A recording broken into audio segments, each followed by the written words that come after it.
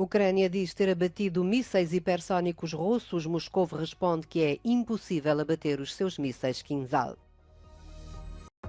Os turcos estão divididos. Apoiantes do governo e da oposição acreditam na vitória nas presidenciais marcadas para 28 de maio. Começou o Festival de Cannes. Este ano há um recorde de realizadoras. Pedro Costa está na seleção oficial e outros filmes portugueses em programações paralelas. A Ucrânia afirma ter repelido os ataques de mísseis mais maciços contra Kiev desde o início da guerra. Os relatórios das Forças Armadas da Ucrânia mencionam a queda de 6 dos mais recentes mísseis hipersónicos Kinzhal e 9 mísseis de cruzeiro Calibre. De acordo com esta informação, apenas os destroços caíram sobre a cidade. Há danos em várias zonas, incluindo o jardim zoológico, e várias pessoas ficaram feridas. As autoridades russas declararam que é impossível abater os mísseis Kinzhal, especialmente com os meios de que a Ucrânia dispõe. Moscovo classificou de falsas as notícias anteriores sobre a interseção de um míssil deste tipo. Washington afirma que pode confirmar o sucesso da defesa aérea ucraniana. Kiev foi alvo de bombardeamentos particularmente maciços após as declarações das Forças Armadas ucranianas sobre o primeiro contra-ataque bem-sucedido em Bakhmut. Russia launched an exceptionally intense air attack on Kyiv in the early hours of Tuesday, which were described as the maximum number of attack missiles in the shortest period of time. Ukraine's commander-in-chief Valery Zaluzhny said Kyiv's defenders shot down 18 out of 18 Russian missiles and drones, including 6 Kinzhal ballistic missiles, hypersonic missiles, which are the most potent long-range weapon in the Kremlin's arsenal, 9 Caliber cruise missiles and 3 land-based ballistic missiles. Now, Russia's defense ministry said it has destroyed a US-built Patriot surface-to-air missile defense system overnight with the hypersonic Kinzhal missile attack on Ukraine.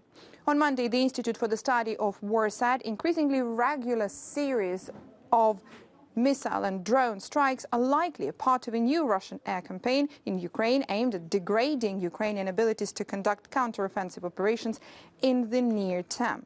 Ukrainian officials acknowledged limited Ukrainian battlefield successes during recent localized counterattacks in and around Bakhmut. Ukrainian Deputy Defense Minister Hanna Maliar stated on the 15th of May that the Ukrainian forces made unspecified advances in and around Bakhmut in the past several days. Maliar added that Russian forces are deploying airborne forces to defend Bakhmut's flanks, presumably from other areas of the front, as they continue to launch ground assaults in and around Bakhmut. Ukrainian intelligence reported that approximately 152,000 Russian troops in southern Ukraine continue defensive efforts ahead of a possible Ukrainian counteroffensive. Ukrainian main military intelligence directorate representatives stated that Russian forces are not withdrawing from Zaporizhia and Kherson regions. As presidenciais na Turquia vão ser decididas numa segunda volta inédita na história do país. A votação renhida mostrou que os turcos estão divididos. Os apoiantes da oposição e do governo apenas partilham a desilusão que veio depois de serem conhecidos os resultados. Bu beklenilen bir şey oldu. Bunun beklenilen bir şey olduğunu düşünüyorum. Çünkü gerçekten bu millet ne istediğini bilen bir millet ve iki ayrı fikri olan bir millet. Demokratik bir ülkedeyiz. Dolayısıyla herkes kendi düşüncesini özgürce ifade ettiği bu seçimlerde bu beklenilen bir şeydi. Adayı yanlış çıkardığımız için bizim için bir kazanım gibi görünüyor ama aslında bu kadar olumsuzluğa rağmen bence bir hezimet gibi oldu. Yani çok farklı bir şekilde kazanmamız gerekiyordu. Ama bu seçimi benim gözüme kaybettik. Ben şahsen aslında istemiyordum ikinci tura kalmasını. Niye? 50+1 olsun, bizim olsun. 14 gün boyunca daha bu stresi çekmeye gerek yok diye düşünüyordum. İkinci tura zaten Allah izin verirse Erdoğan zaten bir farklı kazanacak diye düşünüyorum. Büyük bir farklı kazanacak diye düşünüyorum. O resultado desta eleição é encarado como um referendo sobre os 20 anos do governo de Erdoğan e crucial para o futuro político da Turquia. A segunda volta está marcada para 28 de maio.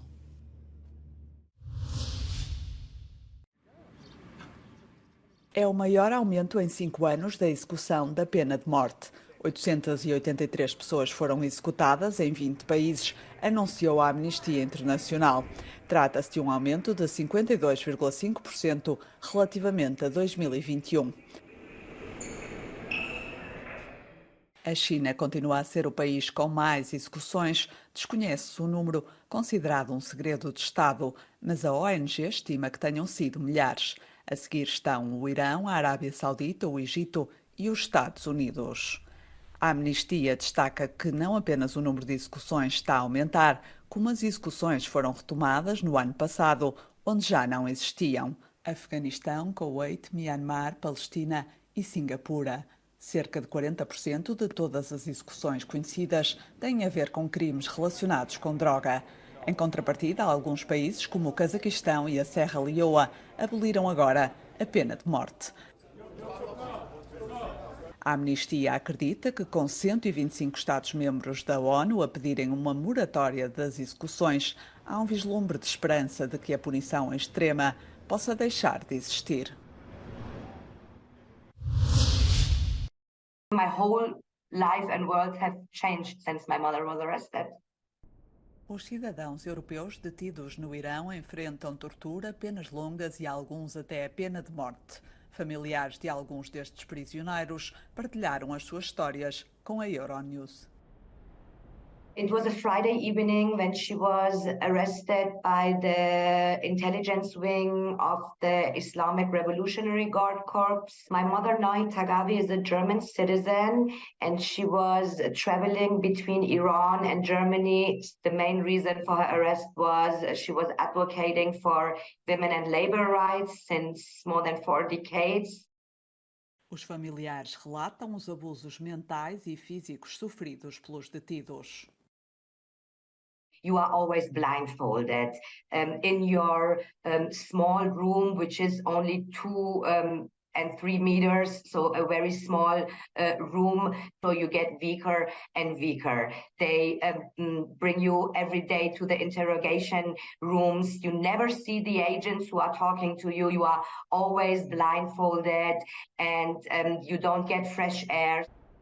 Ahmad Reza Jalali foi preso em 2016 por acusações de espionagem. Entretanto, foi condenado à morte. When my husband went to Iran, my son was 4 years, my daughter was 13 years, and now my daughter is 20 years, my son is 11 years old, and is 7 years. How can you imagine stay in the room without access to any medical care? E ex-prisioneiros continuam a luta do exterior, como Massoumeh Raouf, que conseguiu escapar do Irão depois de ser detida. J'étais arrêtée en septembre 1981 dans la rue. Ils me soupçonnaient d'être un sympathisant de l'organisation des Moudjahidines du peuple d'Iran. Ce simple soupçon suffisait pour qu'on soit arrêté, torturé et exécuté. Bon, heureusement que la France m'a donné cette chance de venir ici.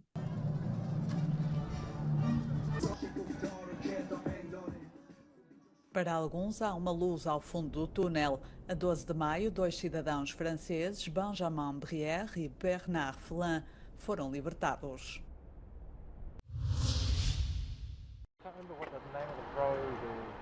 Seis pessoas morreram num incêndio que atingiu um albergue para trabalhadores e pessoas vulneráveis em Wellington, na Nova Zelândia. Ainda há 11 pessoas desaparecidas. Segundo os serviços de emergência neozelandeses, partes do albergue, que tinha 92 quartos, desabaram. O incêndio começou pouco depois da meia-noite desta terça-feira. O edifício foi evacuado. Cerca de 52 pessoas foram retiradas do prédio. A Vodafone continua a lutar pela competitividade. A estratégia passa pelo sacrifício da força de trabalho. O gigante britânico das telecomunicações anunciou planos para cortar 11 mil postos de trabalho nos próximos 3 anos. A empresa, que se tem debatido com um fraco desempenho nos últimos anos, pretende efetuar cortes de mais de 10%. As receitas estagnaram em valores que rondam os 45 mil milhões de euros, mas graças às fortes vendas de África, já que no mercado europeu, o seu principal mercado, a Vodafone tem vindo a perder terreno. O anúncio surge num contexto de aumento do custo de vida, de uma inflação de cerca de 10% no Reino Unido e de incertezas económicas. Nos últimos meses, os principais gigantes tecnológicos dos Estados Unidos também eliminaram milhares de postos de trabalho. Os analistas dizem que, para além da redução da força de trabalho, são necessários resultados tangíveis para satisfazer os mercados. Uma estátua dourada dá as boas-vindas aos visitantes do mausoléu onde repousam os restos do imortal Pelé. O rei do futebol foi sepultado na cidade brasileira de Santos, onde Edson Arantes do Nascimento se tornou um gigante do desporto. O mausoléu, que abriu as portas ao público na segunda-feira, está localizado no Memorial Necrópole Ecuménica, considerado o cemitério mais alto do mundo. O local perfeito para guardar o maior para a eternidade. O Festival de Cannes estende a passadeira vermelha para a edição 76, que conta com o filme de Pedro Costa na seleção oficial e outros filmes portugueses em programações paralelas.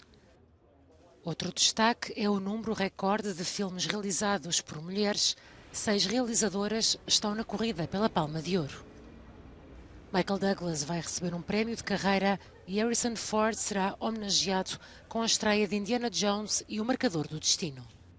Este ano, o júri é presidido por Ruben Östlund, o realizador sueco que ganhou 2 Palmas de Ouro nas suas 2 participações em Cannes.